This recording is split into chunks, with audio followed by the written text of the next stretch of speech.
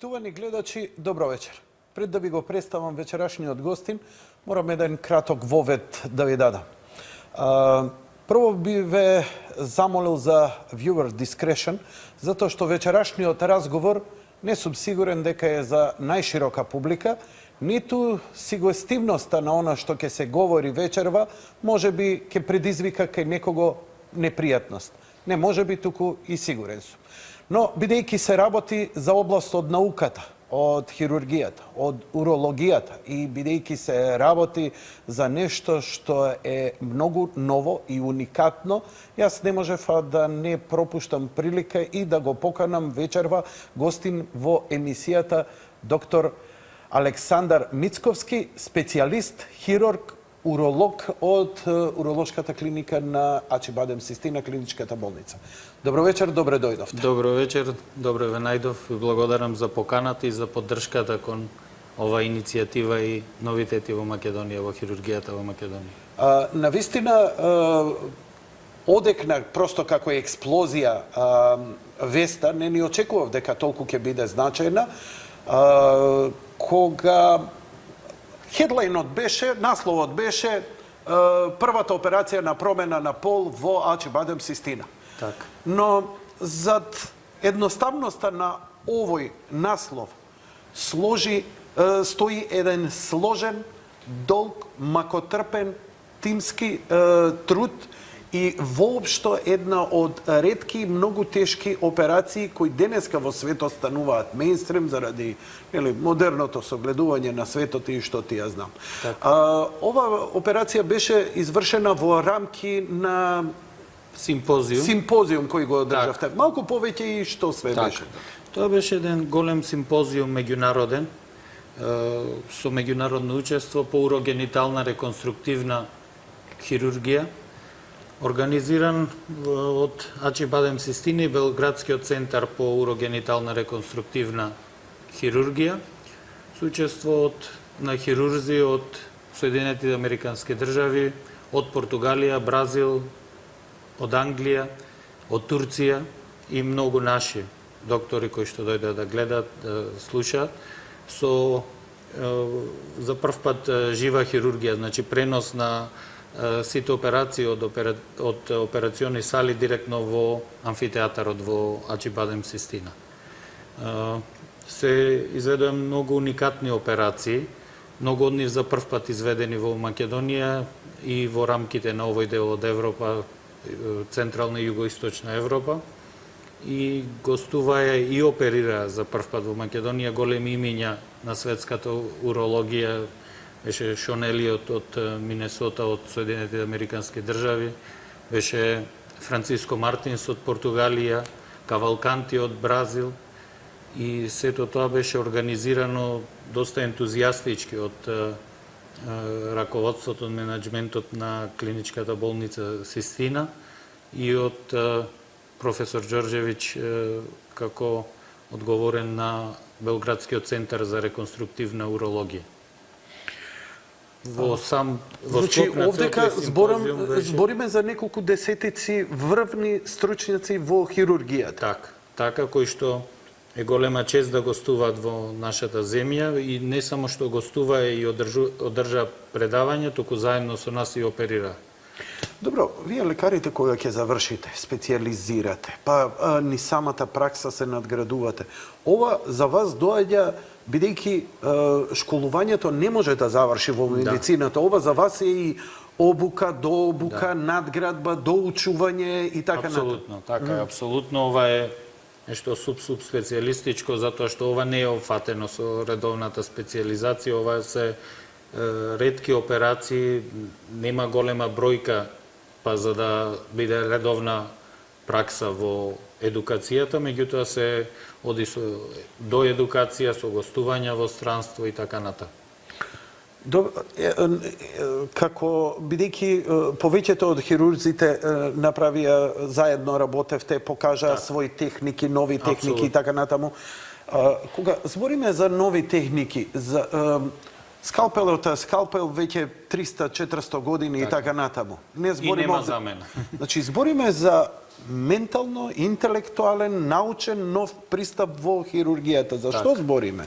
Зборуваме, баш добро се изразивте, за еден комплетно нов пристап. Ако зборуваме за ова урогенитална реконструктивна, тоа е дејност која што опфаќа многу поддејности во себе. Добрите резултати доаѓаат со заеднички труд на многу дисциплини од поврзани со урологијата, кои што мора да се вклучат, да речеме за оваа промена на пол. Протоколот на лекување веќе е воспоставен долги години уназад по препораките меѓународното здружение на професионалци кои што се бават со овој вид на проблематика на транссексуално здравје. Тоа е тим во кој што се вклучени психијатри и тоа минимум 2 за еден пациент кои што ќе работат со него најмалку година дена за да воспостават диагноза дека се работи за тој тип на проблеми. Потоа се вклучуваат ендокринолози кои што минимум уште една година ќе работат на конверзија на хормоните, за да потоа со нивна препорака се упати пациентот на хирургија. Може ли за секој сегмент по нешто да ми кажете, иако не е ваше? Так. Еве, например, рековте дека еден пациент, ако одлучи да го смени полот, тоа не може да го направи преку вечер со 2 куфера пари да дојде и да ви ги тукне. Тоа е еден долго... Баш така. Тоа значи, први започнува со двајца психолози. Двајца психијатри и психолози, кои кои што мора да имат едукација од областа на транссексуалното здравје, значи да бидат обучени, да имат редовна пракса со тоа да работат, за да проценат дали се работи за некој хир или се работи за сериозен проблем, затоа што тие луѓе имаат сериозен проблем, тие индивидуи имаат сериозен проблем, не е тоа нешто што им текнало преку ноќ, туку тоа е проблем кој што најчесто започне уште од детството. Тие се чувствуваат различно од своите врсници, например ако машките играат со коли или било што, тие играат со кукли. Уште од тогаш тие се чувствуваат и не се тие експонирани луѓе кои што излагаат во јавност и зборуваат за својот проблем, туку напротив се работи за доста повлечени индивидуи кои што страдаат. Страдаат до моментот кога законски не сме да се пристапи на промена на пол, а тоа се 18 години полнолетство, и покрај сите проблеми, јасно изразена волја и така натаму, не сме да се работи ништо во тој правец. Се до тој момент тие имаат доста проблеми, страдаат, се чувствуваат, најчесто го опишуваат како да се заробени во туѓо тело или како што често изјавуваат се родени во туѓо тело или со туѓи гениталии.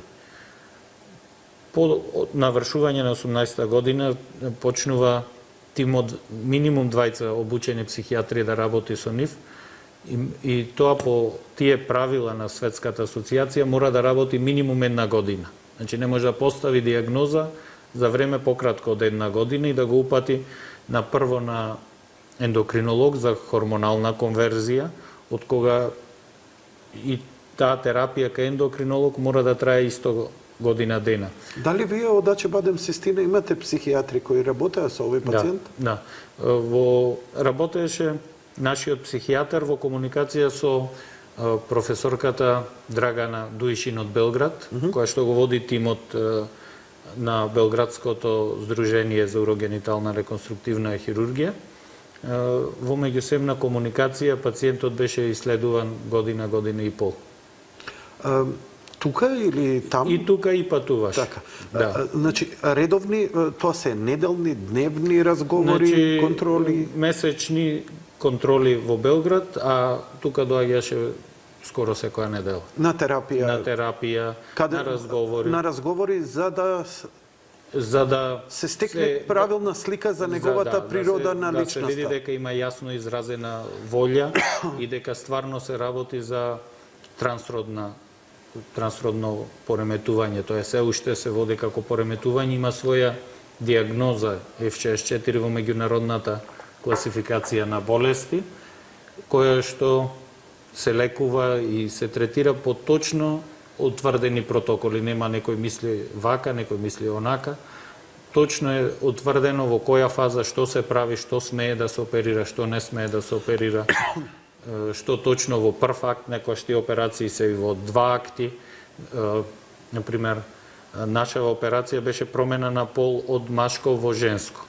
Значи, само да појаснам, додека сме се уште на почеток, промена на пол не се мисли на онај генетски пол. То знаеме, имаше и коментари дека не може да се смени, нормално дека не може да се смени.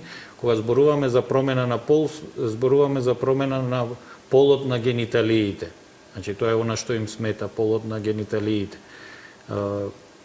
Кај нас менувавме пол на гениталии од машко во женски гениталии. Комплетна конверзија која што се заврши во еден акт со операција која што траеше 6-7 часа и некогаш тоа се прави во два акти. Тоа сакав да го појаснам. Во втор акт се стават силиконски импланти за гради, има естетска хирургија на лице. Ќе одиме за тоа подосна.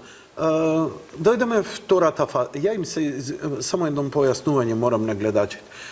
Почитувани гледачи, бидејќи за мене беше навистина голем предизвик ова гостување и се подготвував да го изведам професионално, максимално и да го илустрирам. Но мене според сите законски акти кои ги претресувавме заедно со мојот главен уредник, не најдовме никаква можност да илустрираме.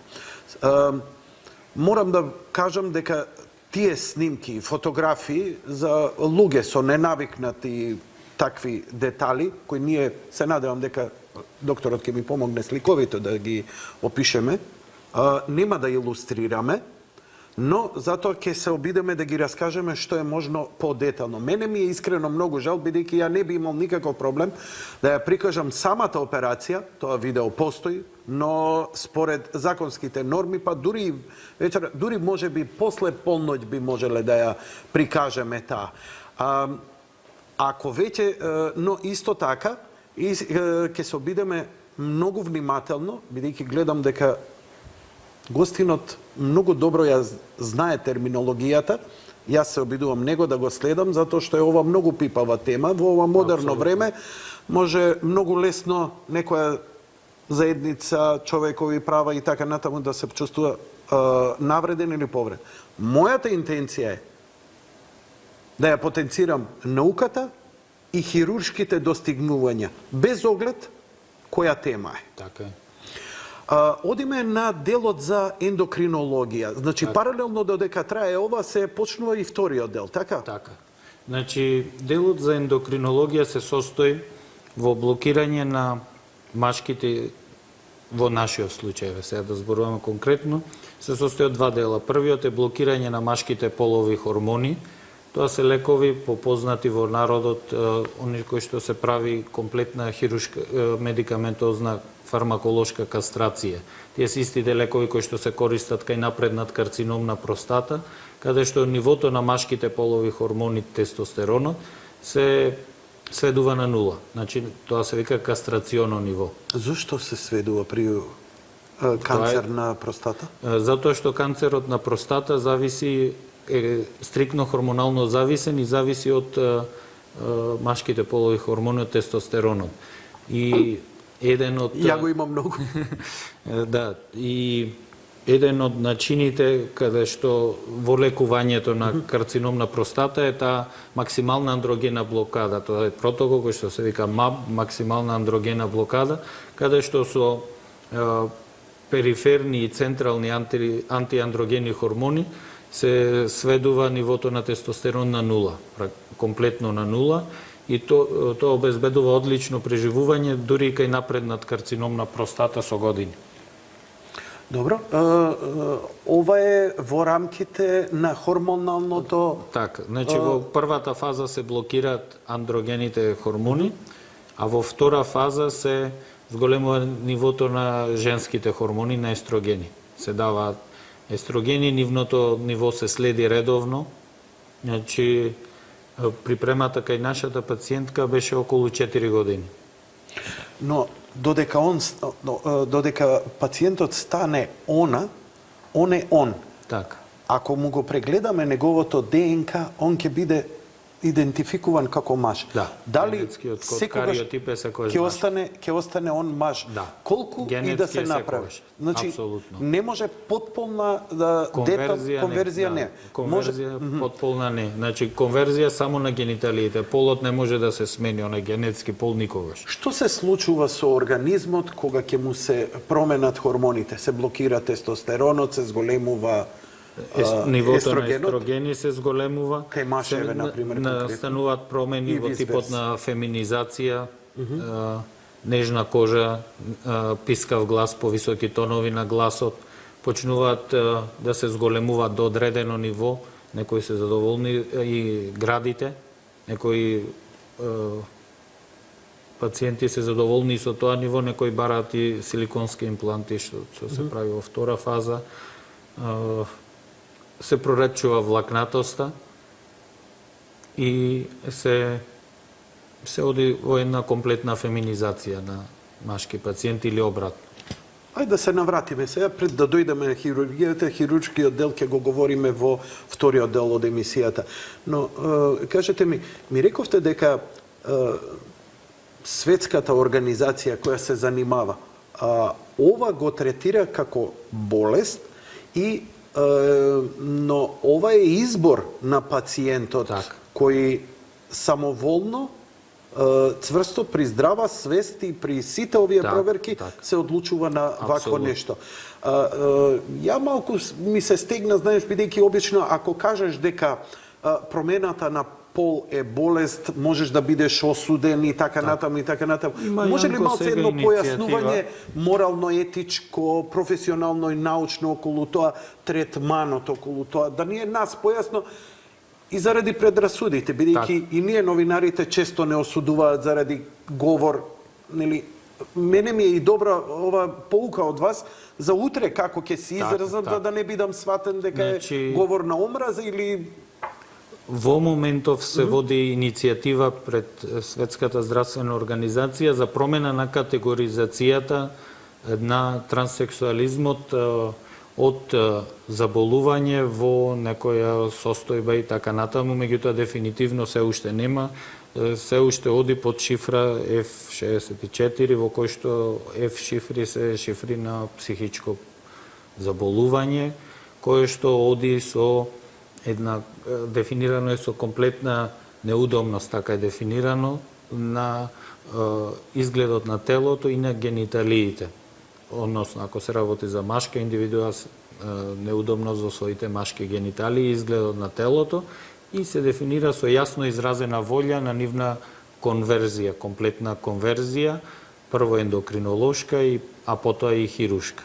дали после овие зафати, според вашето искуство и искуството на вашите колеги кои го направиле, дали се надминува состојбата на F63? Апсолутно, значи по операцијата пациентите се однесуваат, имаме 5 или 6 досега од Македонија, а вкупно има 24 кои што се во постапка, во консултација и така натаму. Сите се однесуваат апсолутно срекни после операцијата и после завршување на целата процедура. Тоа го опишуваат како ден кога повторно се раѓаат. Тоа им е оптоварување кое што траело долго време во животот и сега е еден нов момент.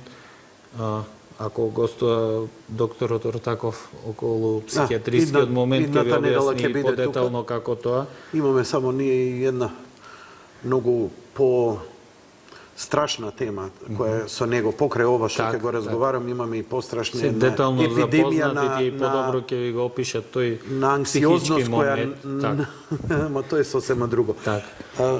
А инаку ендокринолошкиот третман и припрема исто беше проведена комплетно во нашата болница по сите светски протоколи од професорот Димитровски. Професорот Димитровски. Така, да. Така, но самата операција, ако не се лажам, ја изврши белградскиот професор Мирослав Ѓорѓевиќ, кој е едноставно ноу-хау ви го пренесе он ова Апсолутно, знаење? тој е наш долгогодишен соработник, веќе 7 година во Систина доаѓа, Компјутерот режија? Благодарам. каде што се изведуваат и ги изведуваме заедно најтешките реконструктивни урогенитални операции и како врвна таа 7-годишна соработка меѓу Систина и професор Ѓорѓевиќ испадна овај симпозиум и во рамките на тој симпозиум се изведоа десетина и повеќе операции, меѓу кои и ова за промена на пол. Значи, ја во моментов, окей, режија, благодарам. Можеш да го дадеш во кадар гостинот, затоа што во бекграунд, на страната на господинот Ѓорѓевиќ, има детални фотографии кои јас не смеам да ги прикажам, нели само вака оддалеку, како замаглено, каде што постојат детални фотографии и видео снимки од ова што ќе го говориме вечерва. Може сега слободно да префрлите компјутерот. Морам да бидам и многу внимателен од тоа што го прикажуваме, Така, за да ја апсолутно. не е наша цел да шокираме, туку да запознаеме, а човек кога знае што е, предрасудите се сосема поинакви. Ти Апсолутно. можеш да се согласиш или не, ама Да. вака интересна работа ми е, значи овдека не говориме само за промена на пол или за некаков хир, туку за лечење и тука вие не се занимавате само со некоја работа кој некоја осудуваат Така. против Божја, против природна или ваква или некаква, вие се занимавате со сите заболувања, Така. на бубрези, на Апсолутно. на Комплетниот урогенитален тракт, значи бубрези, моче, меур, простата, надворешни генитали. Значи тоа е комплетна во доменот на урологија е комплетниот урогенитален тракт, хирургија на урогениталниот тракт. Јас сега би ве замолил да направиме една кратка пауза, а потоа да идеме на детали од операцијата, како се изведува. Има многу подпрашања, бидејќи има многу нејасноти. Добро. Со слика би можеле тоа лесно да го ова, со но слика ќе беше ќе мора... многу добро. Тоа што имаме, тоа работиме. За жал, демократијата е сепак склоп на правила, Така. а не апсолутно што сакаш Така е, анархија. така е. Одиме со реклами. Доаѓаме до најексплицитниот дел од разговорот и полека да ве введуваме. Вие што имате, да речам, здрав стомак, во наводници, останете, вие другите, полека, пуштете си нешто повесело по другите канали. Додека смените канал, ме интересира една работа вака, како вове. Колку чини една ваква операција? Комплетно со се третманите, психолошки, ендокрино, тие 2 години и така. Колку би го чинеле реално? Не колку чинело во Систината, така. да ми кажеш накнадо. Па реално во Македонија нема некоја формира, пошто е прва операција и во рамките на на овој симпозиум промотивно тоа не беше врзано со финансиски момент. Не, ќе го кажеш тоа подоцна. Меѓутоа, Од прилика вака. Од прилика самата хирургија би била 10-15.000 евра. А сигурно предпоставам уште толку би бил целиот процес 2 години. Така. Значи промена на полот не е ефтина работа. Не е ефтина работа. Но рековте дека 5-6 души до сега тоа го направиле во Македонија. Го направиле тоа кај вас во наша институција или надвор? Не, сите се оперирани во Белград до сега. А сега Систина за прв пат? За прв пат, освен во Белград, во овој дел од Европа, зборувам бивша Југославија, Бугарија, Грција, Унгарија, Романија, ваква операција нема направено до сега, освен во Србија. Ова е прва од надвор од Белград. Добро. Значи имало пациенти кои отпатувале во Белград, имало пациенти кои дошле Белград од секаде на планета и ги оперирал професорот Ѓорѓевиќ, меѓутоа надвор од Белград е прв пат. Надвор од Белград е прв пат. Да. Добро. Да не ги работел браќата Вачовски, Па не знам за кои нив. се сега сестри. И двајцата браќа Има се го доста сменија пола. познати Да, кои го смени. на Шер, еден од најпознатата промена на пол кој што ги оперирал Ѓорѓевиќ е керката или синот на Шер. Заедно со неговиот ментор, победничката на Евровизија Дана Интернешнл. Таа со брада? Не беше со брада, беше од Израел, победи на Евровизија пред 10 години, мислам. И сега стане машко? Тогаш уште беше женско. Тогаш беше женско, а Женско, сега да. е маж. Не, беше маж. Беше маж, а уште сега- тогаш и победи како женска индивидуа, Дана Интернешнл. А сега е жена комплетна. Да, Тоа сакате да ми кажете? да, комплетна жена. Појма немам. Може и ќе ја слабо се најдете. разбира. Не, благодарам. Што се однесува сега до самата хирургија. Вие овдека опериравте од кој род во кој род? Опериравме од машко во женско. И оваа операција беше потполно бесплатна за овој пациент. Комплетно бесплатно. Зошто тоа го направи Систина? Зошто ги покри сите овие трошоци?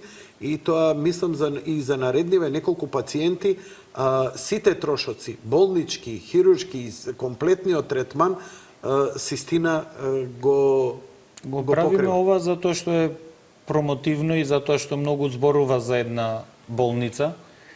На светската мапа на еминентни болници, малку болници може да се пофалат дека имаат тим за промена на пол. И веднаш во светската хируршка, значи професионална јавност одекнува кога во некоја болница ќе може да се пофали дека има ваков тип на хирургија и ваков тип на проблеми дека се решаваат. И во рамките на тоа беше овај симпозиум со еминентни стручњаци во кој што не само оваа операција имаше, сите операции беа одбирани подолго време. Ова е плод на неколку годишна работа, беа одбирани и селектирани тешки случаи за работа и сите операции беа спонзорирани од Систина. Добро. Сега, оваа нова дама, сега што имаме, која била маж, операцијата се случи пред недела, 2 недели. Тоа беше предходната сабота. Предходната Денес сабота. беше испишана од болница. Денеска си се? Денес, да. Дали е, како е со... Одлично. Одлично. Одлично, во одлична И физички, и состојба. психички? Во секој поглед. Добро. Ајде сега за самата операција да проговориме, докторе. Кажете ми, што се случува во тој процес, а ја ќе ве потпрашувам за оние работи кои се вака малце нејасни. Како е возможно Так, такво ќе нешто? ги објасним. Хируршките процедури за промена на пол се различни нормално, дали се работи од промена од машко во женско или од жена во маж. Кај промена на пол од жена во маж, дадено е на избор на пациенти, значи ова другото, не нашата операција, од жена во маж, дадени на избор се неколку хируршки техники, во кои што пациентите во согласност со своите желби се одлучуваат што ќе прифатат и што им највеќе одговара во однос на тоа што го замислуваат во нивниот емотивен и сексуален живот во иднина. Можни се две варијанти. Некогаш од самиот, кога се работи промена од жена во маж, од самиот клиторис, првата оперативна техника се вика метоидопластика, во која што од самиот клиторис се моделира и се формира нов пенис, мал пенис, кој што ќе може да чувствува сексуално задоволство, еротски сензации и обезбедува мокрење во исправена позиција, што е многу битно за пациентите. Меѓутоа се работи за пенис кој што е со должина од околу 5 до 6 сантиметри, значи мал пенис. Меѓутоа има комплетна еротска сензација и можат да доживеат оргазам. Како? Ајде малце сега Значи, детално. тоа е техника Значи, во која што правите? Се сече, се откопува, еве најпросто кажано, Да. клиторисот. Се откопува Добро. клиторисот. И што му правите? Го зголемувате. Се Бидејќи зголемува, се самиот излекува, клиторис се е пресекува. рудиментиран пенис. Так, значи тоа е Во форма. исто ембрионално ткиво и иста инервација има со главата на пенисот. Тоа е аналоген орган на главата на пенисот. И се пресекуваат лигаментите, значи врските кои што го врзуваат за коскениот дел од карлицата. Кога тие се пресечат, може да се добие негово издолжување и тоа негово издолжување, клиторисот ќе игра улогата на глава на пенисот, на гланс.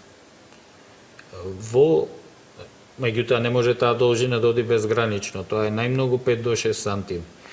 И паралелно, меѓутоа ќе ги има сите нервни завршетоци, ги има околу 8.000. Како ги има? Вие ги поврзувате сите тие нервни се завршетоци? сочувуваат, не смеат да се пресечат. Чекај, како го отстранувате клиторисот, а не ги пресечувате Не се нерви? отстранува, само се откопува и се издолжува. Што значи тоа откупување и издолжување? За да се откопа клиторисот, се пресекува циркуларно околу него и само лигаментите, кожата и лигаментите. Значи крвните садови и Мора нервите се остануваат. сочувуваат, да, тоа е главната идеја. Значи, што правите вие? Физички истегнување за да се добие малце? Должина околу 5 Како до 6 тоа се сантиметри. прави? Тоа е со некоја вакуум пумпа, со... Вака. Значи, хируршката техника е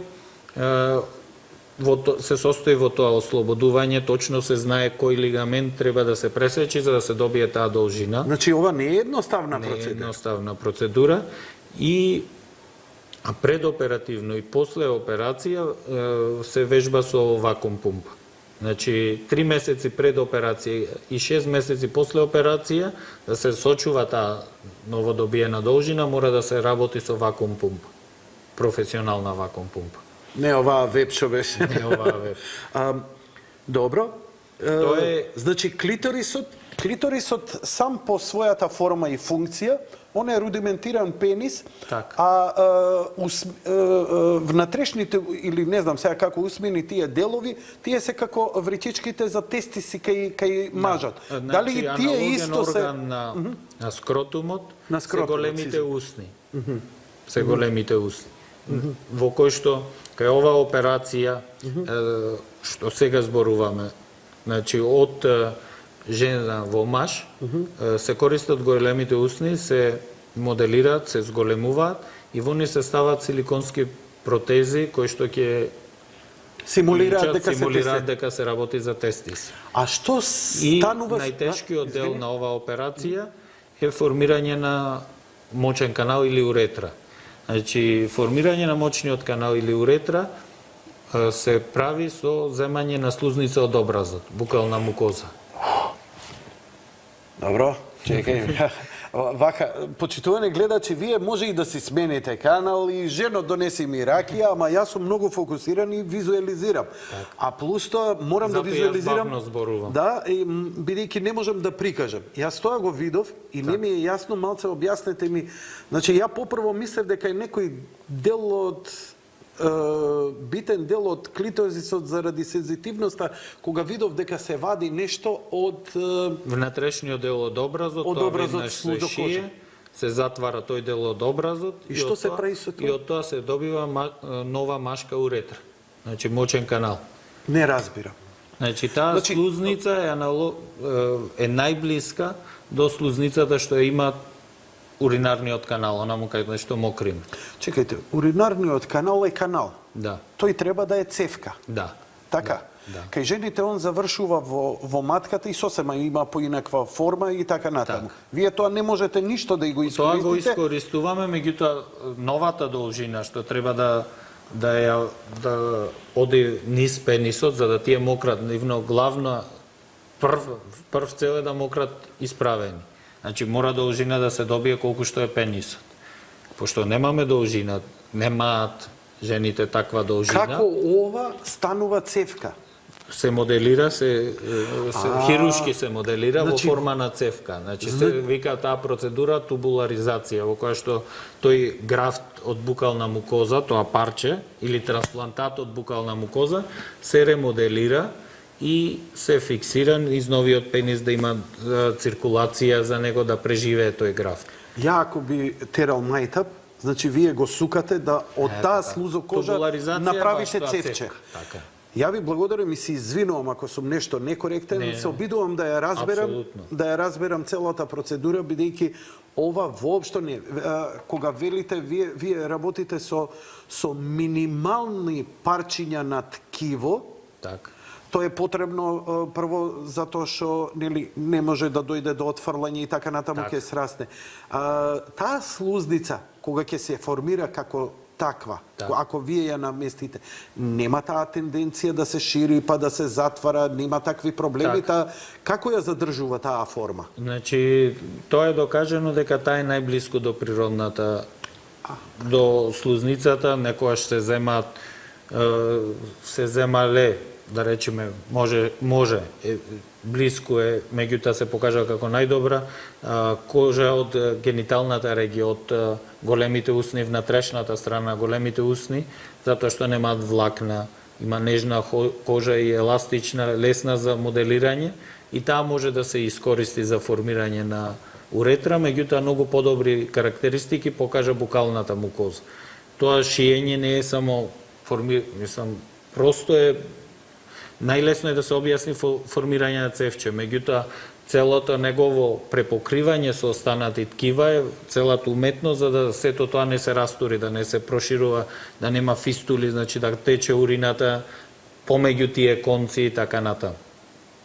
Значи тоа е формирање на кратка уретра, ова нова уретра. Меѓутоа некогаш пациентите имаат идеја и желба да тоа биде голем пенис, не пенис кој што е 5 до 6 сантими, што е уште потешко и таа операција е подолга него овие други. Значи, се извинувам што ви упаѓам во збор, значи, природно, ако би иделе, тој клиторис не би можел да биде од повеќе од 5 до 6 сантиметри. Да, тоа е максимум што може да се добие. Но, ете, сака сето некој тоа да... се препокрива со кожа, со техники за естетска реконструктивна хирургија и тоа изгледа. И го прават ли многумина ова? Со толкав пенис продолжуваат ли да живеат? Па пола-пола, некои како ќе имаат замислено Значи, така, некои мора можат се да одговори. продолжат така. Да, некои живеат така. И можат да имаат функционален секс, Да, да тоа е бидат и тие- они и партнерот задоволени со таа должина? Значи, партнерот не, меѓутоа тие можат да доживеат оргазам, имаат нормални еротски сензации. Партнерот со 5 сантима не, а? Значи, големината е важна. Да. До штета. Затоа некои одбираат да се направи реконструкција со формирање на голем пенис. И Како? тоа е поинтересно, се зема најчесто, се зема голем графт од грбниот мускул. Тоа би дошло оваа регија овде некаде. Од неактивната страна, ако сме десничари, од лева страна. Значи, големо парче на мускул со зачувување на крвните садови и нерви, кои што тоа е потешка операција и се спојуваат на новото место, се стават и се спајаат со крвните садови за надколеницата. Значи со феморалната артерија и вена сафена. И тој графт преживува, треба да преживее. И тоа е функционален пенис. Тоа е вака. Разликата од ова е што добиваат поголем пенис, Колку поголем? онолку што треба. Значи тој графт се зема онолку колку што треба. 15, 20. Сакате да ми кажете дека и било кој може да ја направи, не само тоа, ако има желба да отиде у Сестина болница, имам мал пенис, сакам поголем пенис. Тоа не е дозволено. Значи Тоа тоа не е е дозволено? само за транссексуалци. Има други операции за зголемување и продолжување на пенис, меѓутоа Ова не е. Ова не. Ова Ова не е е. премногу радикално за таа работа. Ова е Така. сериозна веќе хирургија со сати трае. Е премногу ризично за некој ради желба да се, ова е со индикација се прави, не заради желба некој. Одлично.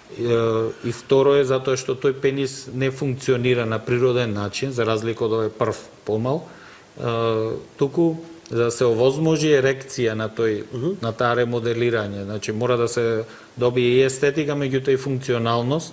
Има специјални произведени пумпи за ерекција со резервар со течност кои што се сместуваат во скротумот, каде што ќе бидат тестисите, кој што функционира баш на пумпување. Бидејќи пенисот е спонгиозно тело, Так. сунгерасто, Так. кое за да добие ерекција треба да се исполни со течности, Так. он така ја добива ерекцијата. Тоа сега, го правиме ментално. Так. Тоа го се прави ментално при емоции, при возбуда, при љубов и така натаму.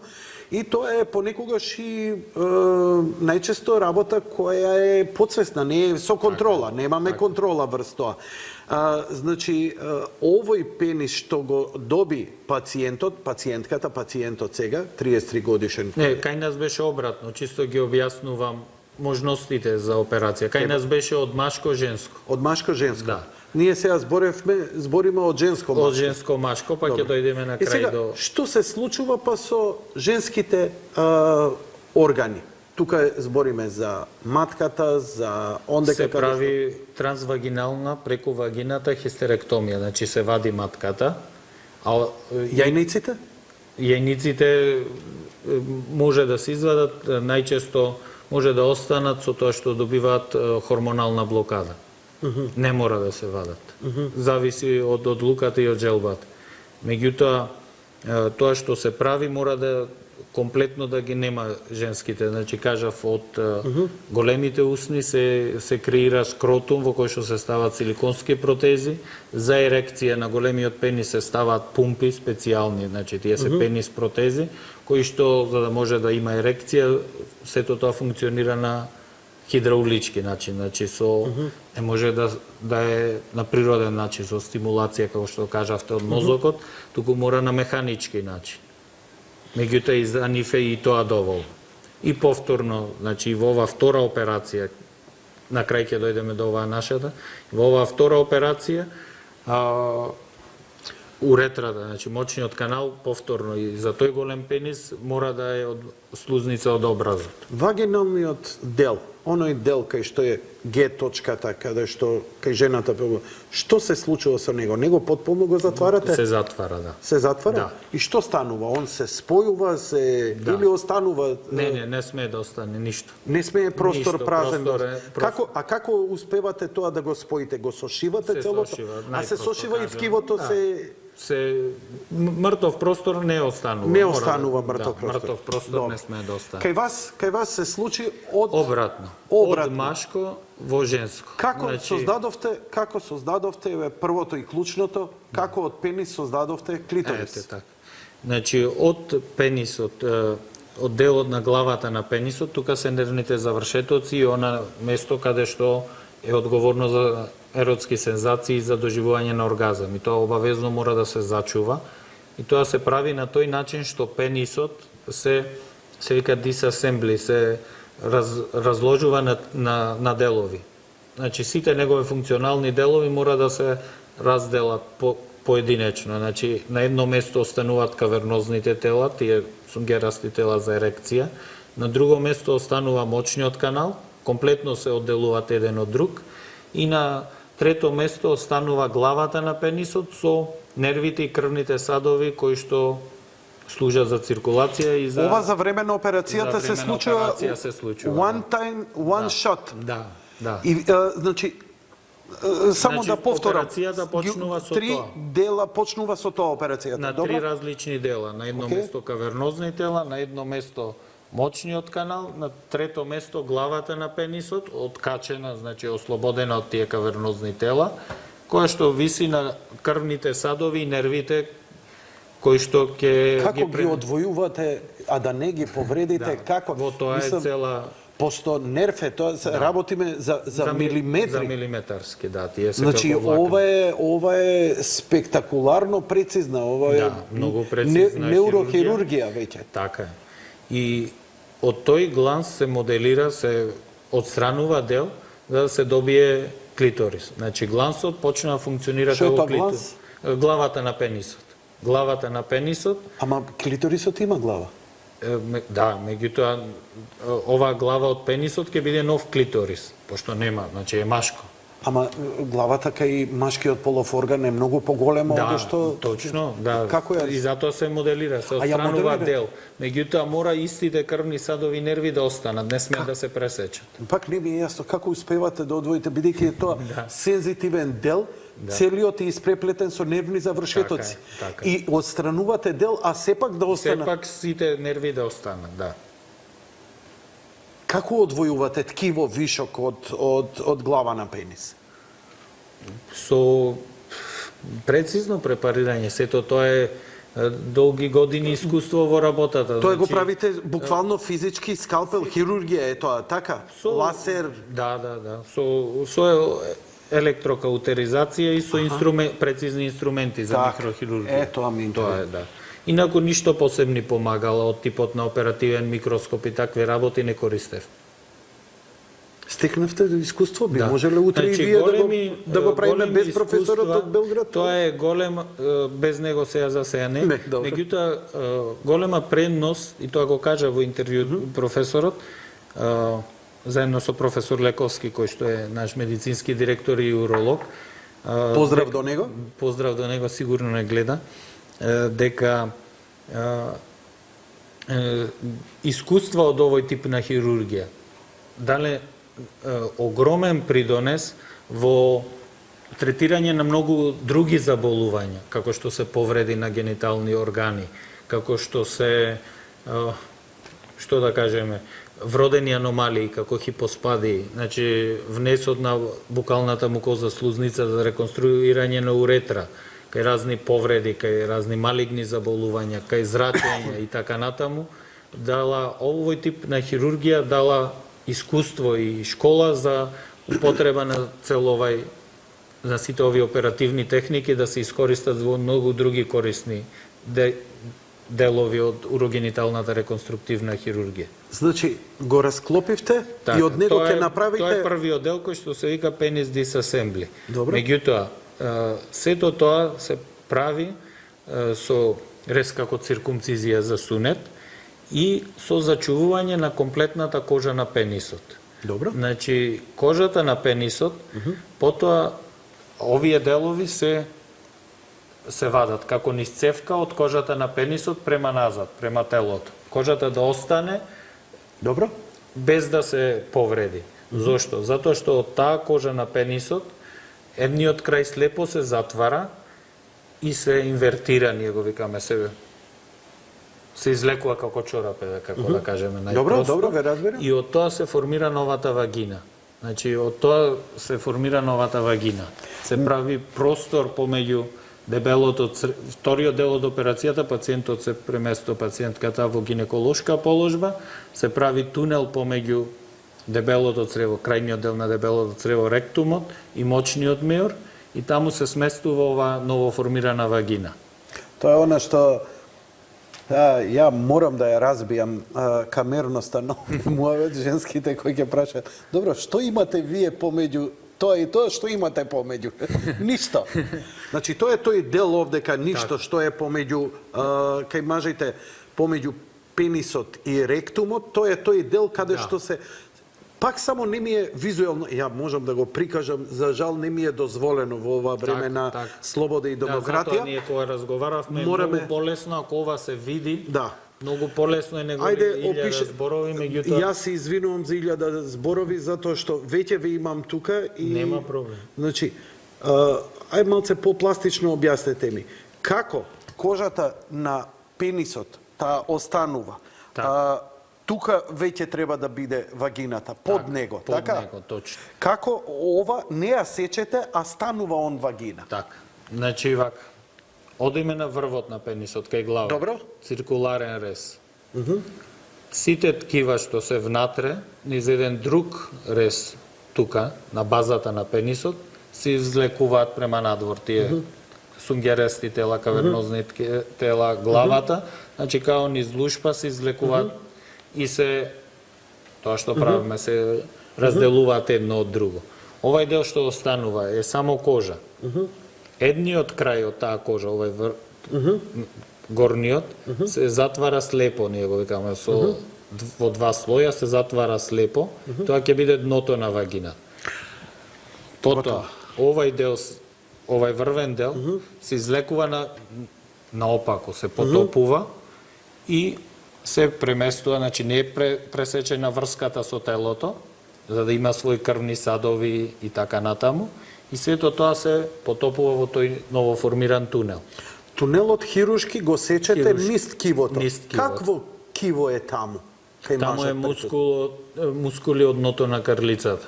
Значи мускули, масно ткиво, има и тенка фасција денонвилиерова помеѓу мочниот меур и дебелото црево. Во тој слој Што станува со простатата? простатата останува.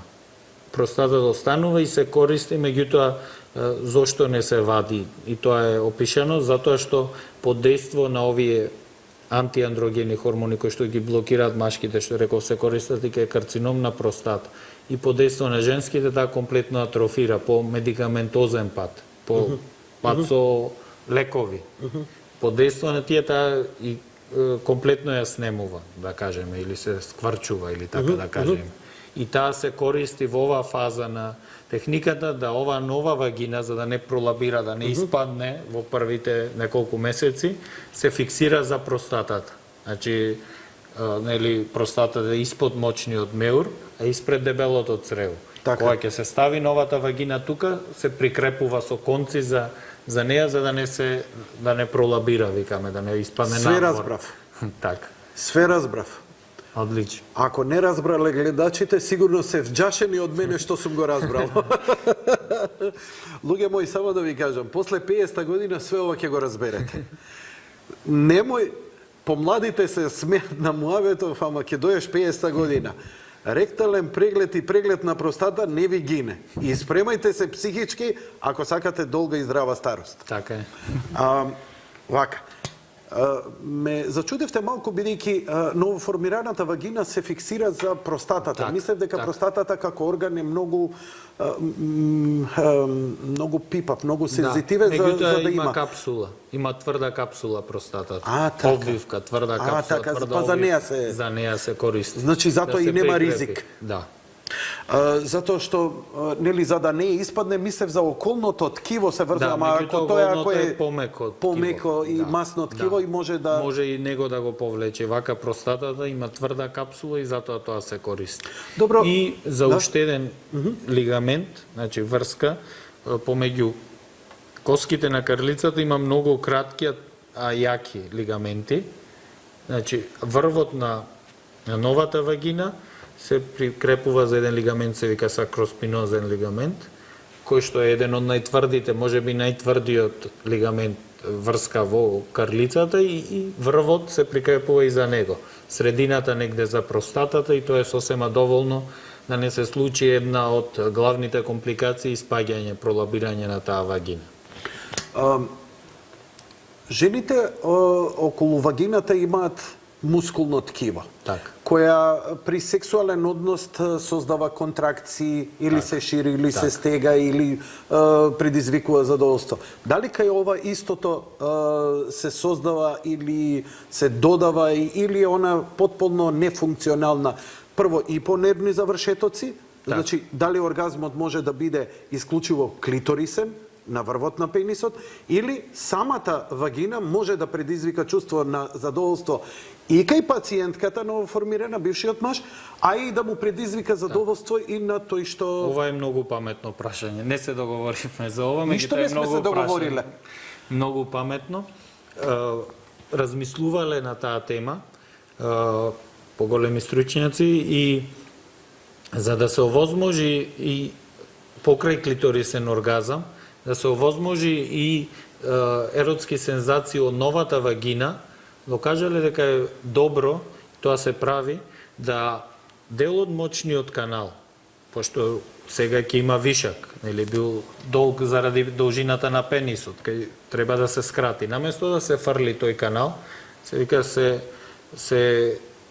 се става како лента, се детубуларизира, значи ако бил како цевка, сега се пресекува едниот крај, се добива лента и таа лента се вградува во таа нова вагина за да има две функции. Една може да има сексуални еротски дразби, може да пренесува, докажано е тоа. Она има нервни завршетоци? Да. Аха. Самата уретра има нервни завршетоци. Завршетоци. И второ лачи слуз и таа вагина може да биде само влажнечка. Да нема потреба од лубриканти кога ќе се стави дел од уретрата во неја.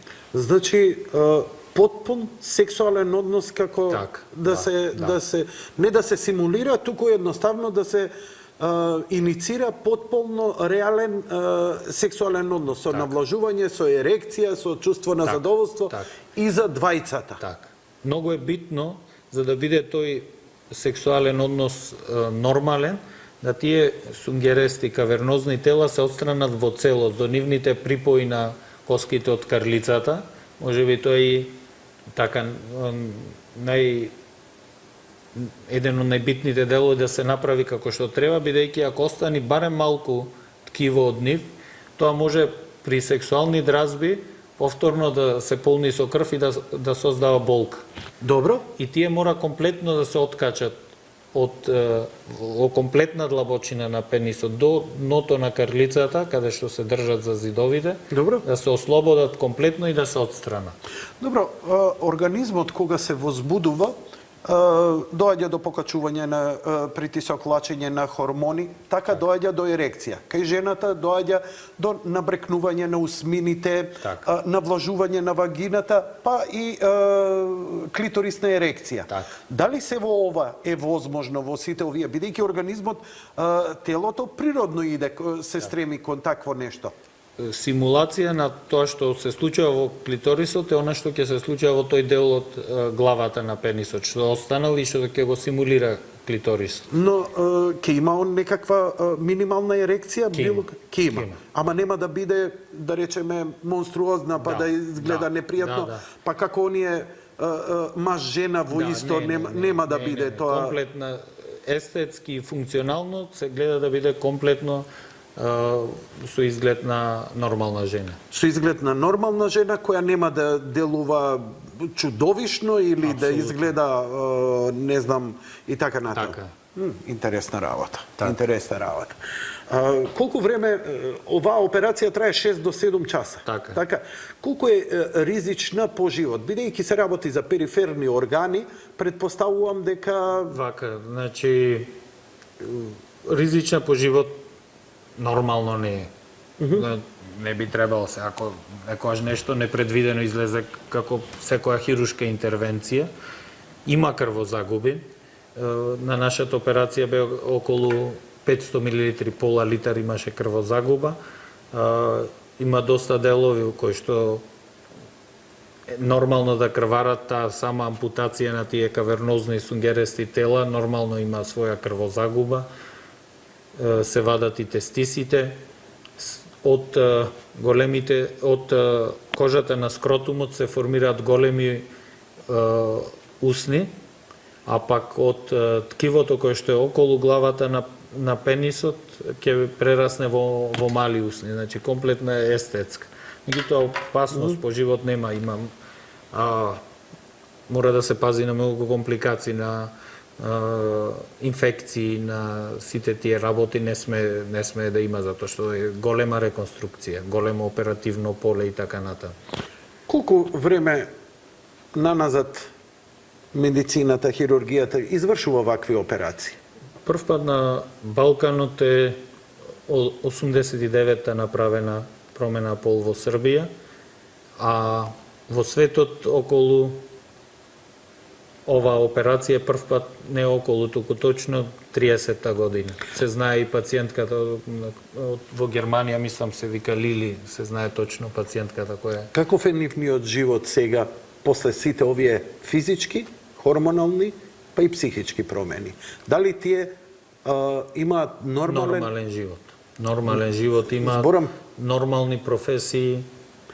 Во тоа не се сомнам. Зборам за нивното физичко здравје. Нивното физичко здравје е најнормално. Значи организмот потполно се приспособува кон настанатата состојба. Организмот е веќе пред операцијата треба да е припремен за новата улога.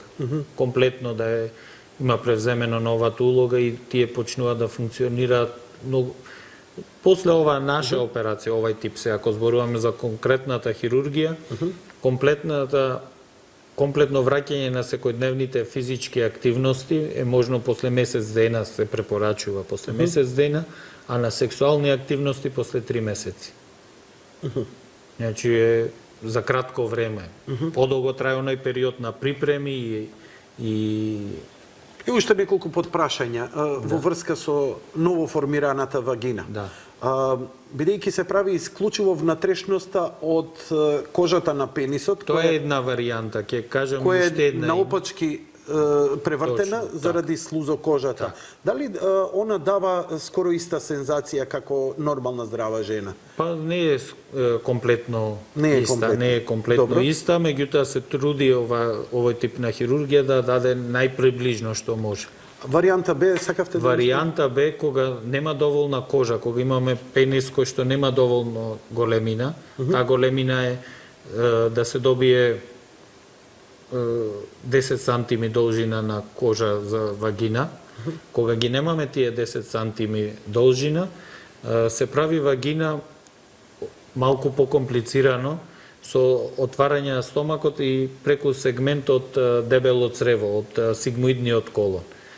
Дел од сигмоидниот колон се вметнува помеѓу мочниот меур и ректумот, завршниот дел на дебелото црево, и тоа станува вагина. И тогаш можеме, се добива и таа функција на самовлажнење заради секрeciјата на слуз и така натаму. Значи, варијанта Б, ако нема доволна должина на гениталната кожа на пенисот, е да се земи сегмент од дебело црево. Тие се две популарни техники, или таа, или таа. Фасцинантно е колку и покрај ваков стрес и ваков третман организмот успева да се приспособи и да продолжи со нормален живот. Тоа ми е, можеби, најфасцинантно. Мене не ме чуди вашата професионалност. Вие сте, не знам, ова е на ниво на филигранство, нели, многу суптилно, неурохирургија и така натаму. Но ме фасцинира способноста на организмот да се регенерира и приспособи на новата ситуација и да ја преземе новата улога. Ова ме фасцинира кај човековиот организам, бидејќи ова се страшни стресови, а вие денеска ја испишавте пациентката. Да. Апсолутно, многу точно, баш фасцинантно, и цела убавина на овој дел од хирургијата реконструктивна е што резултатите се гледаат веднаш уште. За кратко време, нема потреба години или месеци, или па за разлика, например, од онколошка хирургија на тумори, кај што резултатите се одлични, меѓутоа, или добри, меѓутоа се гледат по преживување по 5, по 10 години, така натаму. Ова се гледа со самиот завршеток на операцијата, се што е направено се гледа. Но рековте дека многу од овие техники кои за нас, нели, е многу интересно, телевизиски ги збориме, фасцинантно се збори, менување пол, кој е про, кој е контра, кој му е фасцинантно, кој му е дегутантно и така натаму, но од сите овие техники се произведени и дојдени од техниките кои во урологијата се за лечење на болести на мочоводните органи, на простата, на рак на простата, на тестиси,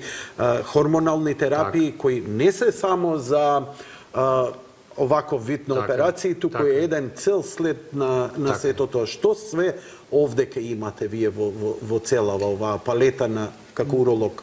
Значи мисли да генерално како Генерално, да. Генерално како урологија се работи комплетна, значи за ова наша урологија македонска, за жал најмногу се работи онколошка урологија, малигни тумори. За жал има се повеќе и карциноми на тестис, карциноми на простата. Скоро сите малигни заболувања се во епидемиски пораст. И за жал голем дел опфаќаат тие. Меѓутоа хирургијата на тие малигни заболувања, радикални операции на простата, на мочен меур, карциномите се доста чести, тие радикални операции каде што се вади комплетно мочниот меур па се заменува со дел од црево и така натаму. Овај дел нема голема фреквенција да има да биде чест, меѓутоа викам со вакви симпозиуми каде што се собираат пациенти од повеќе места и стручњаци од повеќе места, и ова станува рутински дел и така се разменуваат искуства и се наоѓа се поголема и поголема примена. Ке идеме со вториот блок реклами, а после тоа ќе разговараме за она што, нели, обичниот балкански мачо, се во ова му е дегутантно, забавно и така натаму и така натаму, па би сакале да поразговараме и за машкото и за женското здравје од неколку аспекти на нашата, нели, несериозност или омаловажување на проблем, но како се ближи 50-та година, би сакал да ни објасните обавезно. што го чека мажот во собствената ароганција на семоќ која има во моментот. Во ред. Одиме со вториот блок реклами. Океј, го завршивме, докторе, овој делот. Навистина има многу познати луѓе кои се одлучиле на промена на полот. Мене барем најпознати ми се браќата Вашовски, кои се сега сестри Вашовски, креаторите на познатат култен серијал Матрикс, еве го кодот веќе им иде. Така што, знаете, луѓето се уште гледаат со многу скепса спрема овие луѓе, дали се нормални, не се нормални и така натаму, но не, тоа со господинот Ортаков, вашиот колега, ќе поразговараме. А сега малку за машкото и женското здравје. Имено, знаете, вие велите дека вистинска епидемија владее на канцер кај машки и кај женски полови органи и комплетно на уролошкиот канцер. Две работи се во епидемиски пораст врзани за урологијата. Едната е неплодноста, која што посебно и овој дел на Европа е во голем пораст, и второ се малигните заболувања. Значи, се што е врзано со клетки кои што брзо се размножуваат, во овој дел од Европа е последниве 10 години во епидемиски пораст. Има шпекулации кои што не можат до крај да бидат потврдени дека сето тоа е врзано за зголемениот фон на ирадиација, што во овој простор го има по сето тоа што се случуваше на Косово и бомбардирање со сиромашен ураниум и така натаму, кое што секако има своја улога и покрај сите останати фактори во исхрана, во современ начин на живот. И Чернобил го имавме. Така. Меѓутоа, ова беше доста блиску до нас. Ова беше блиску до нас. Ова беше блиску до нас. Дали бидејќи јас сум бил на прегледи и така натаму, гледам дека на онколошкиот дел, кој се прегледував чисто да остранам некои сомнежи во врска пред неколку години, гледав дека во чекалните огромен број на пациенти од Косово доаѓа на вашата клиника, бидејќи има најсовремени скенери за детектирање на канцери, кои едноставно па и во разговорот вика вистинска епидемија владее таму, најверојатно од последиците од војната. Така. Може има да огромен број.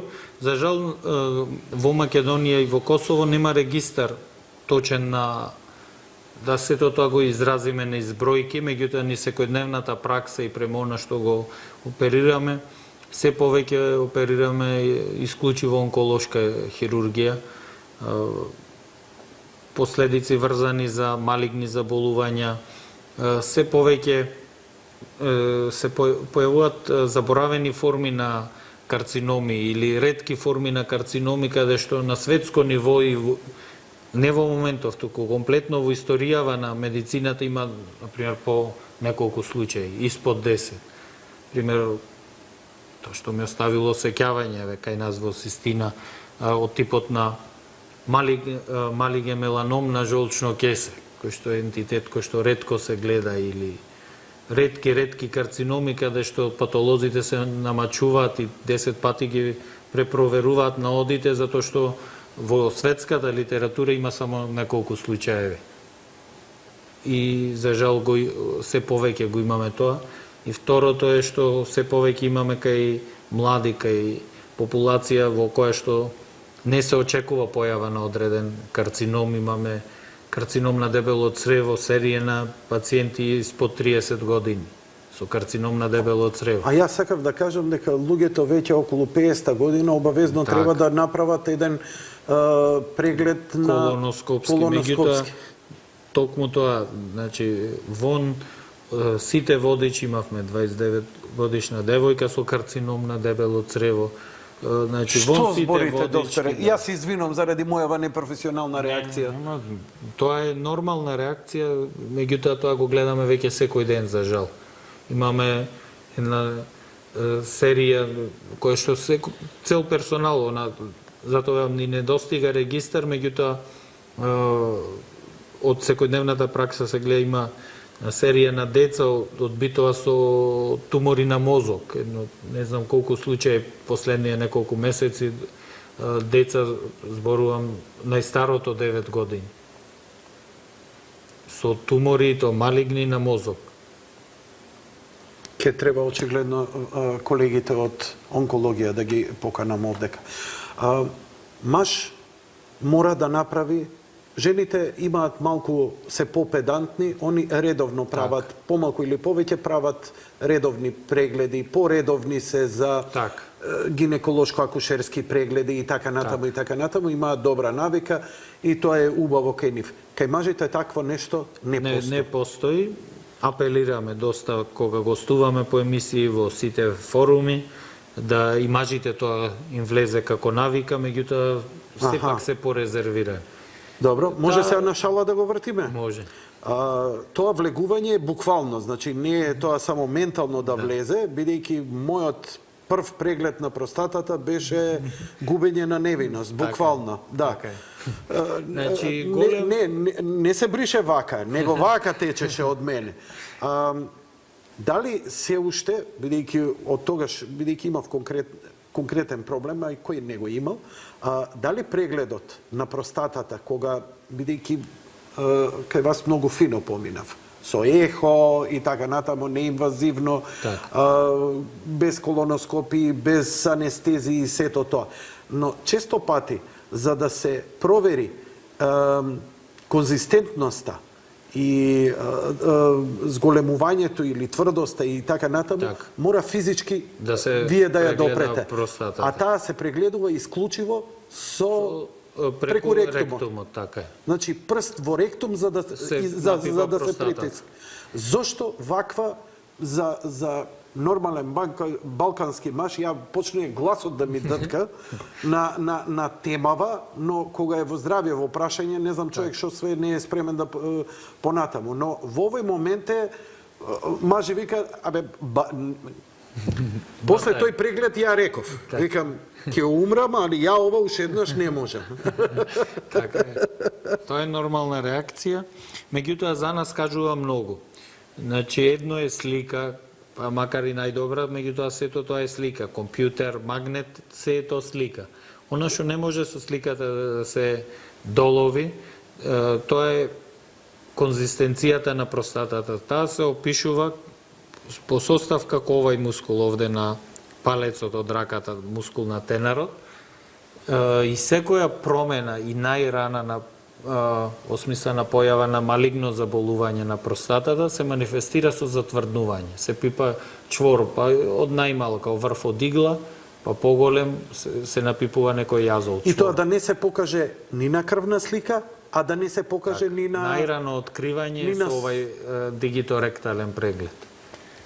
И затоа во сите препораки на уролошките асоциации, зборувам на светско ниво, Европската уролошка, Америчката уролошка асоциација, е тој преглед е симната границата од 50 години на 40 години. Значи, еднаш годиш. Барем еднаш годишно да го направи маж. Ова не е шега, ова малце како джоук ми изгледа мене, ама... Да, е доста сериозно и го викаат еден од најскапоцените прегледи, бидејќи не кошта ништо, стои моментот дека е непријатен, меѓутоа открива голем број на информации, го открива карцином на простатата, кој што е втор по зачестеност карцином кај мажите после белодробниот карцином, го открива во најрана фаза, кога се уште не е биохемиски манифестиран во смисла на покачено ниво на простатичен антиген, туморски маркер во крвта, кога се уште не може да се детектира со ниедно друго испитување од типот на сликање, методи со сликање како што се магнет, компјутер и така натаму. Што препорачувате вие како уролог за добро здравје? Апсолутно. Кај што луѓе мислат дека има во ризик. секоја возрастна популација си има свој предоминација на кои малигни заболувања очекуваме да ги детектираме и сите уролошки малигноми многу лесно се детектираат. Еве, например, карциномот на тестиси се манифестира на популација помеѓу 15 и 35 години. Значи, тоа се млади, здрави мажи. Што ми изборите, Значи, докторе, по старите просто не години скоро и да нема карцином на тестиси, сите тие се млади мажи со предоминација околу 20-25 година најчесто. И ако ви кажам дека е тој се открива многу едноставно со преглед и со само преглед, како жените што ги прегледуваат градите за откривање на карцином на гради, така мажите, поготово младата популација која што е најподложна, треба да извршува само преглед на тестисите. Секое затврднување, секоја грудка која што не боли, е високо суспектна за карцином и одма треба да ги донесе кај уролог. Да ви помогнам ја вака, како стручен Так. во оваа област.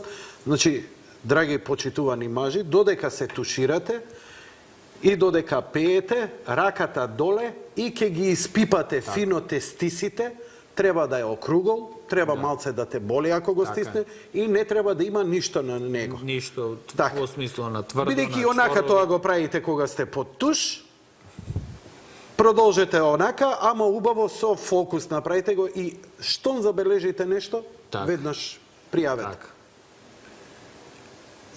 За постарата популација, симптоми што треба да ги доведат покрај онај рутински еднаш во годината преглед на уролог е за тој скрининг на карцином на простата. Меѓутоа има и други уролошки тумори и симптом кој што треба да ги доведе е присуство, например, на крв во урината.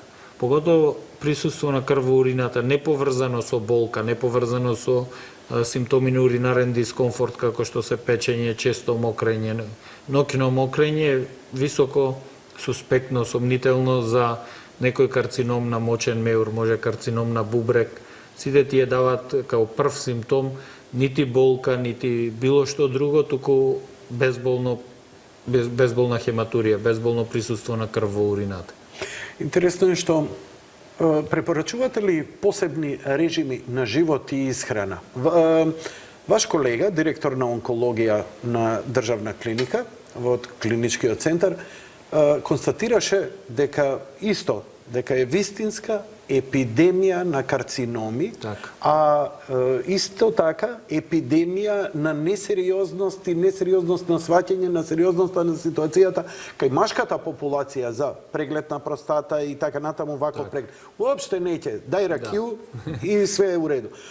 Сакам да кажам дека он констатираше дека кај луѓе кои се вегетаријанци Так. или поголемиот дел, зборам преку 90% од исхраната им е вегетаријанска и не содржи индустриско, преработено, Так. пржено, црвено месо и така натаму, се далеку помалку поподложни на овие канцерогени. Апсолутно. Не е апсолутно право, ама генерално вика многу ретко вегетаријанец ќе видам заболен од рака. Значи, врзано за овие социјални фактори на исхрана, на пушење, можам две работи да кажам кои што се сигурно потврдени. Прво, уротелниот карцином, карциномот на мочен меур, на мочоводите, на собирниот канален систем од бубрезите, значи три големи органи, бубрези, мочоводи, мочен меур, се врзани за пушењето. Еден од ретките, за сите во принцип важи препорака дека пушењето смета и така натаму. Меѓутоа за два карциноми е медицински докажана поврзаноста со студии и тие два карциноми се еден е белодробниот карцином, а другиот е карциномот на уротел, на мочен епител, значи на мочен меур, на мочоводи и на никотинот собир. делува и таму Да, при да. екстракцијата. Апсолутно. И второ што се знае како фактор од исхраната кој што па превентивно дејствува на појавата, односно на непојавата на карцином на простата, тоа се патлиџаните, црвени патлиџани. Дури и многу... Простете, повторете реченицата. Значи, црвени патлиџани е докажано со студии, го пишува во сите водечки препораки од водечки уролошки асоциации, дека делуваат протективно на простатата. Црвени патлиџани. Црвениот домат. Обичен домат. А што сме правеле ние до 16 век пред Коломбо да се врати? Добро. Докажано е дури и Црвениот домат. Да. Бидејќи доматот не е зарзават. Он е овошје со висока количина на шеќер. Така. Меѓутоа, дури полно лекови Добро. од западните фармацевски компании кои што наводно помагаат, не наводно, туку со студии докажано дека помагаат во превенирање на карцином на простата, не во лекување, во превенирање се базирани на екстракт од патличен, да, од домат. Што е таа материја кај доматот што е? Докажане, не можам сега да се сетам баш на И називот. сега, знаете што ми е проблемот? Сега проблемот ми е како црно вино и патлиџан и домат. Вашиот колега, Така, доктор да, Маријан да. Димитровски, препорачуваше добра чаша вино секој ден за добро здравје на срцето, васкуларно. Кардиоваскуларно здравје. Вие домат препорачувате За простата. за простата и сега како да ги скомбинирам, некако вино и домат не ми иде. Да. Значи, за ова бенигно зголемување на простатата, доста пациенти и имаат одлични резултати со семки од тиква. Значи, семки од тиква за она бенигно зголемување. Меѓутоа, патлиџанот, доматот е за превенција, пишам во стручната литература, на карцином на простата. После 50 година, не само јас, многу мои врсници забележуваат дека не можеме да одспиеме цела вечер, а да не станеме Так. неколку пати во вечер. Треба ли да не загрижува тоа што ноќното мокрење ни го пресекува сонот и така натаму и така Така, натаму? значи ноќното мокрење е симптом од зголемување на простата, кај некој тоа почнува порано, не се знае зошто, кај некој се зголемува простата и дава повеќе симптоми, кај некој помалку се зголемува. Меѓутоа, повторно ќе кажеме дека поготово појавата на симптоми е сигнал кој што треба да не одведе на уролог на мажите. Ама добро, јас зборам без исклучок. Ја не знам маж после 50... Апсолутно. Нема маж Ретко, после 50 што може ретко, да така е, ретко. Ама не се сите болни. Па простатата се зголемува кај сите, некои викам и А кај мал, сите се зголемува. зголемува. Кај некој е тоа од неколку грама, 5-10, кој што не бара никаков третман, меѓутоа Што значи тоа не бара третман? Зошто е зголемена? Тоа тоа ако е зголемена Никој не не- значи дека е заболена, така? така. Аха.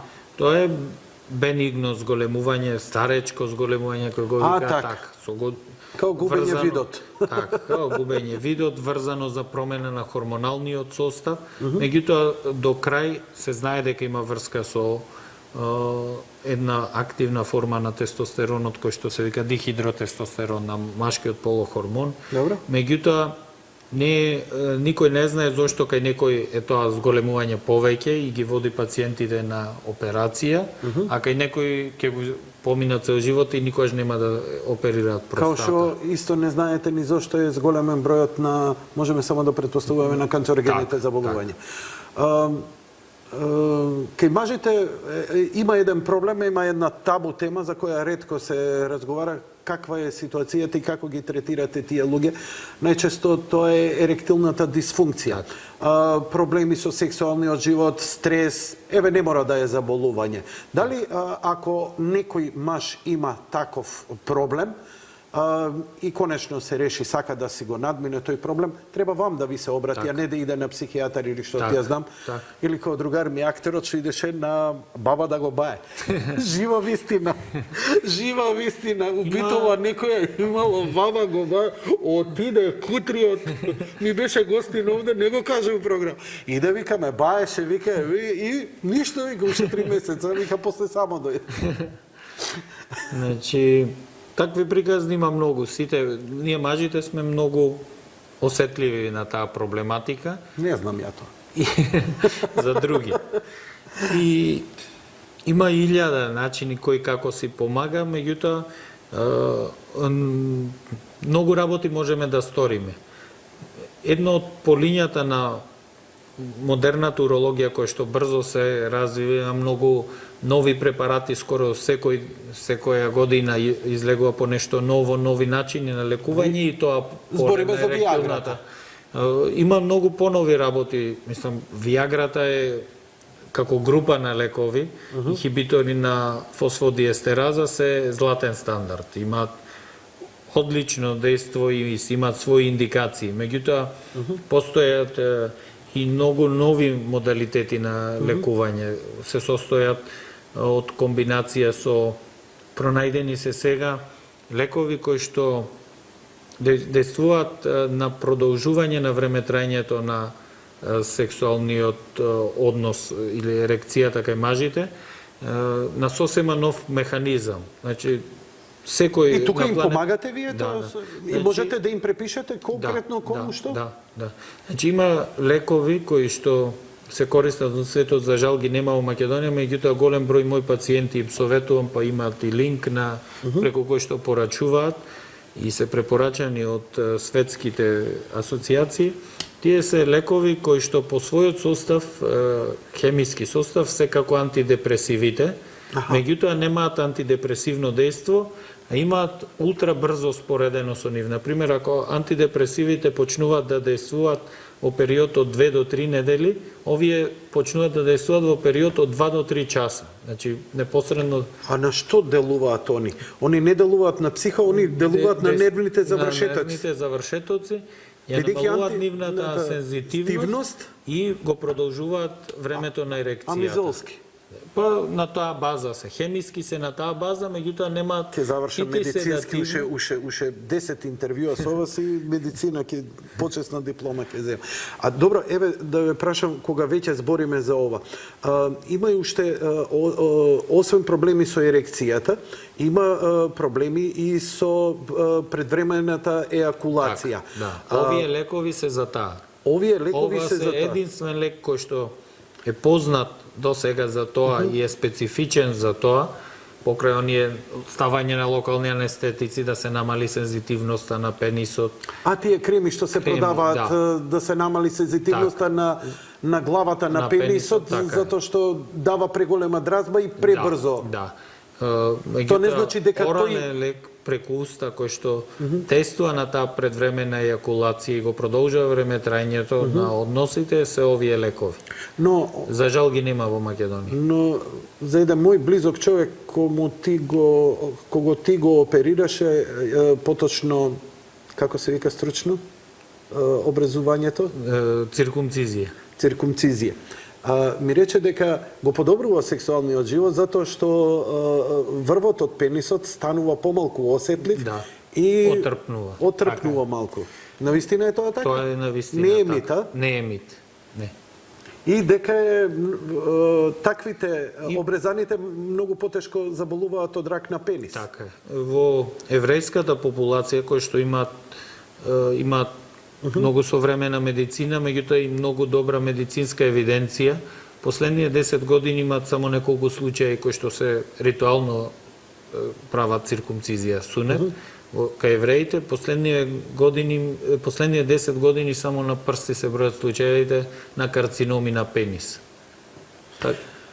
Така да многу двојки, еве и кај нас, се одлучуваат на циркумцизија уште во регелиштата.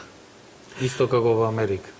Пораснат сум со едно сознание, сосема лично сега, дека секогаш кога имаш проблем со бубрек, со мочоводни, печење, некое воспаление, вирус може од грло да ти се спушти доле и така натаму, увиниот чај дека е жив спас. И понекогаш имам потреба, ќе сварам неколку литри, неколку дена го пијам и се чистам.